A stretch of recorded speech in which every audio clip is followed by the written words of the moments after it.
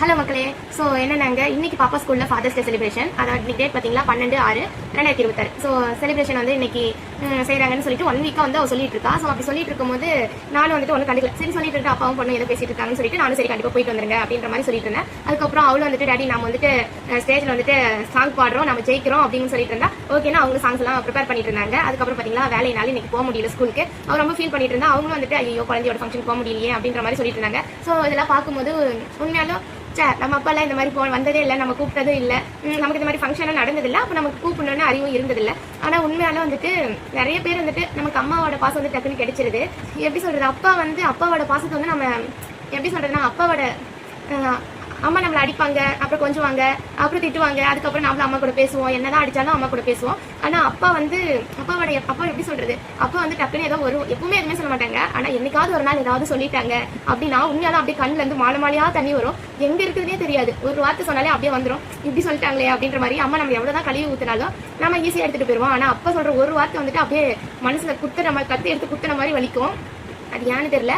உண்மையாலும் வந்துட்டு நிறைய பேருக்கு வந்து இப்ப சொல்றாங்க, இப்ப இருக்க 2K கிட்ஸ், இப்ப இருக்க அந்த ஜென்சி, இவங்க எல்லாம் வந்துட்டு அப்பாவோட பாஸ்ட் வந்து ஈஸியா கேட்ச் பண்ணிக்கிறாங்க. அப்பா போய் ஹக் பண்றதா இருக்கட்டும், அப்பாவுக்கு முட்டை கொடுக்கறதா இருக்கட்டும், இல்ல அப்பா கூட ஷேர் பண்றதா இருக்கட்டும், அப்பாவை தூக்க சொல்றது, அப்பாவை கட்டி பிடிக்கிறது, இந்த மாதிரி எல்லாமே வந்துட்டு அவங்க அப்பா கூட ஷேர் பண்ணிக்கிறாங்க. அப்பா கூட நைட்ல படுத்து தூங்குறாங்க, எல்லாமே பண்றாங்க. ஆனா 80s 90s 70s இந்த மாதிரி கிட்ஸ் எல்லாம் அப்பா பக்கத்துல போறதுக்கு பயந்துப்போம். அப்பாவோட கையை பிடிச்சி நடக்கிறது, கட்டி பிடிக்கிறது, முட்டா கொடுக்கறது, அதெல்லாம் வந்துட்டு உண்மையாலும் இப்போ வரைக்கும் அதுல கனவுல கூட அந்த மாதிரி வராதுன்னு தான் சொல்லணும். அந்த மாதிரி இருக்கும். அதெல்லாம் நாங்க ஃபீல் பண்ணதே இல்லை. அப்பாவோட கை ஏதோ ஒரு சிலர் ஆனா அப்படி இருக்கலாம். ஆனா வந்து மோஸ்ட்லி வந்துட்டு அப்பாவோட கை பிடிக்கணும், அப்பாவை ஒரு மாதிரி ஹக் பண்ணணும் அப்படின்னா கூட நடந்திருக்காது. அப்பா கூட ஒரு போட்டோ எடுக்கணும், எனக்கெல்லாம் உண்மையை சொல்லணும்னா நானே என்னோட அப்பாவும் சின்ன வயசுல இருந்து ஒரு போட்டோ கூட எடுத்ததே இல்லை. இப்போ இந்த போன் எல்லாம் வந்ததுக்கு அப்புறம் இப்போ வந்துட்டு அப்பப்போ எடுத்துப்போம். மற்றபடி வந்துட்டு அப்பெல்லாம் ஒரு போட்டோ இல்லை. ஆனா எனக்கு ரொம்ப ஆசை.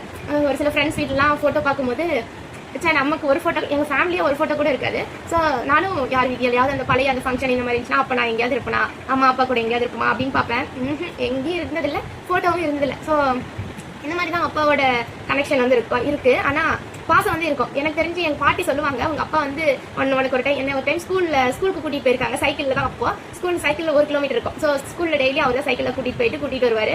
அது ஃபர்ஸ்ட் ஸ்டாண்டர்ட்ல இருந்து நான் 8th போற வரைக்கும் எங்க அப்பா தான் டெய்லி காலையில ஈவினிங் ஸ்கூல்ல கொண்டு போய் விடுவாரு, ஸ்கூல்ல இருந்து கூட்டிட்டு வருவாரு. அப்படி இருக்கும். ஸோ சைக்கிள் நான் 2 பக்கம் கால் போட்டு நம்ம 1வது 2வது படிக்கும்போது கூட்டிட்டு போயிருக்காரு. ஸோ நான் அந்த சைக்கிள் வீல்ல வந்து கால் வச்சுட்டு அந்த கால் முட்டியில வந்து அடிபட்டுருச்சு. கீழே கால் முட்டியில அடி அந்த சக்கரை சுத்திட்டு ரத்தமா வந்திருக்கு. எங்க அப்பா சைக்கிள் போட்டு கையில தூக்கிட்டே 1 கிலோமீட்டர் வந்து எங்க பாட்டிக்கிட்ட ஐயோ இந்த மாதிரி அடிபட்டுருச்சு அப்படின்னு சொல்லி அழுதாங்களாம். ஸோ அது எங்க பாட்டி சொல்லுவாங்க, இந்த மாதிரி உங்க அப்பா ஃபீல் பண்ணாங்க அப்படின்ற மாதிரி. அதே மாதிரி நான் ஏதாவது தப்பு பண்ணப்போ எங்க பாட்டி வந்து சொல்லுவாங்க, உங்க அப்பா நினைச்சுப்பாரு அப்படின்ற மாதிரி சொல்லுவாங்க. உங்க அப்பா வந்துட்டு நீ காலேஜ் பஸ் ஏற போகும்போது கூட என் பொண்ணு காலேஜ் போறா அப்படின்ற மாதிரி பெருமையா வந்து பாப்பாரு அப்படின்னுவாங்க. ஸோ நான் வந்து ஏதோ வேலையோ இல்ல எங்கேயும் போல, நார்மலா அவர் ஃபீஸ் கட்டி அவர் படிக்க வைக்கிறாங்க. அப்போ அந்த காலேஜ் பஸ்ல நான் ஏறது கூட அப்படி ரசிச்சு பார்த்துட்டு இருந்தாரு அப்படின்ற மாதிரி எங்க பாட்டி சொல்லுவாங்க.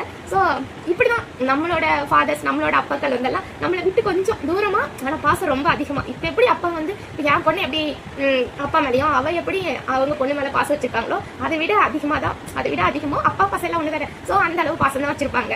என்னோட அப்பாவும் சரி, நம்ம எல்லாரோட அப்பாவும் அந்த அளவு தான் பாசம் வச்சிருப்பாங்க. ஸோ உண்மையாலே எல்லா அப்பாவுமே வந்து கிரேட் தான்.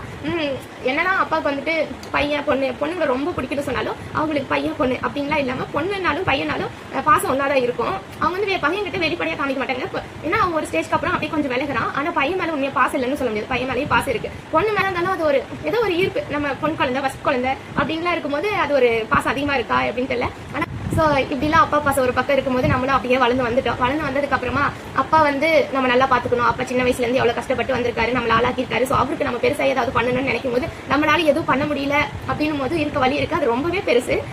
அது சொல்லவே முடியாது. எல்லா பெண் குழந்தைங்களாலுமே சொல்ல முடியாது. ஒரு சிலர் வந்து வேலைக்கு போயிருக்காங்க அப்படின்னாலும் அவங்களால முழுசா வந்து அவங்களுக்கு அப்பாவுக்கு பண்ண முடியல அப்படின்ற வருத்தம் இருக்கும். ஒரு சிலர் வந்து பண்ணிட்டு இருப்பாங்க. ஸோ வேலைக்கு போகாம வீட்டுல இருக்காங்க அப்படின்னும் போது இல்ல வேலைக்கு போனாலுமே அப்பா ஒரு மாசம் ஹாஸ்பிட்டல் கூட்டிட்டு போகணும், இல்ல ஒரு மாசம் அவருக்கு தேவையானதை வாங்கி கொடுக்கணும், அவருக்கு என்ன ஆசைப்படுறாரோ அவருக்கு செய்யணும், அவர் போகாத இடத்துக்கு கூட்டிட்டு போகணும். இந்த மாதிரி நிறைய கனவுகள் ஆசைகள் இருக்கும் நம்ம அப்பாவுக்கு பாத்துக்கணும் அப்படின்ற மாதிரி. ஆனா இதெல்லாம் ஒரு கனவாவே ஒரு பக்கம் போயிட்டு இருக்க மாதிரி இருக்கும். கண்டிப்பா ஒரு நாள் இதெல்லாம் நடக்கணும் அப்படின்னு சொல்லிட்டு எவ்வளவோ பெண் குழந்தைகள் கண்டிப்பா நினைச்சிட்டு இருப்பாங்க. ஸோ இந்த வீடியோ ஃபுல்லா பாக்குறவங்களுக்கு மட்டும்தான் நான் பேசுறது வந்துட்டு புரியும், ஏன் இப்படி சொல்றேன் அப்படின்றது தெரியும். ஸோ வீடியோ ஃபுல்லா பாருங்க, உங்களுக்கு என்ன ஃபீல் ஆகுது அப்படின்னு சொல்லுங்க. என்ன சொல்றது, இப்படி ஒரு பக்கம் பெண் குழந்தைங்களோட பாசம், தவிப்பு, ஏக்கம், அக்கறை இது எல்லாமே இருக்கும். ஒரு பக்கம் பாத்தீங்களா ஆண் குழந்தைங்க. ஸோ அந்த பசங்களை வந்துட்டு அப்பா உண்மையாலுமே நல்லா தான் வளர்த்துவாரு. அவங்க மேலேயே பாசம் ஏன்னு தெரியல. அப்பா வந்து ஆண் குழந்தைங்க மேல நான் இப்ப எப்படின்னு தெரியல, 90s 80s இந்த மாதிரி அந்த சமயத்துல வந்துட்டு பசங்க மேல ஸ்டார்டிங்ல வந்துட்டு கொஞ்சம் பாசம் கம்மியா வைக்க மாட்டாங்க, கொஞ்சம் அவங்க கிட்ட வெளிப்படையா காமிக்க மாட்டாங்க அப்படின்னு தான் சொல்லணும். ஆனா பாசமும் அந்த அவங்க பசங்க நல்லா இருக்கணும்ன்ற எண்ணமும் கண்டிப்பா வந்துட்டு எந்த அப்பாவுக்கும் நம்ம குழந்தைங்க ரெண்டா இருந்தாலும் எத்தனையா இருந்தாலும் எல்லா குழந்தையும் நல்லா இருக்கணும் அப்படின்னு தான் நம்ம பேரண்ட்ஸ் வந்துட்டு விரும்புவாங்க. ஸோ ஆண் குழந்தையா இருந்தாலும் அந்த குழந்தை நல்லா இருக்கணும். ஆனா பாசத்தை காமிக்க இவங்க கொஞ்சம் இவரா போயிருவானுங்களோ அப்படின்னு காமிக்காம இருக்காங்களோ என்னவோ.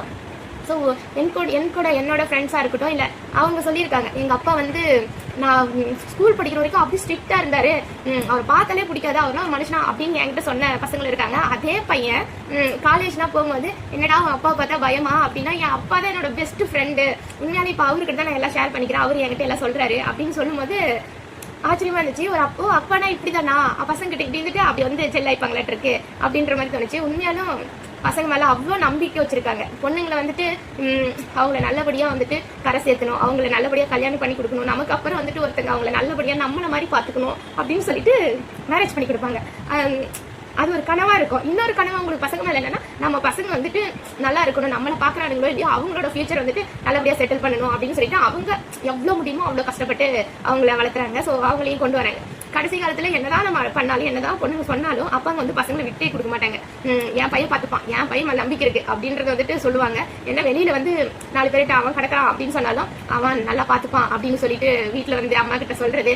அப்புறம் பசங்க எல்லாம் தூங்கினதுக்கு அப்புறம் என்ன அவன் சாப்பிட்டானா, என்ன அவனுக்கு டூர் பார்த்து காசு கேட்டான கொடுத்தியா, இல்லைன்னா கொடுத்துரு போனா போயிட்டு போறான் அப்படின்னு வந்துட்டு ஒரு கடுப்பான ஒரு வார்த்தையா சொல்லுவாரு.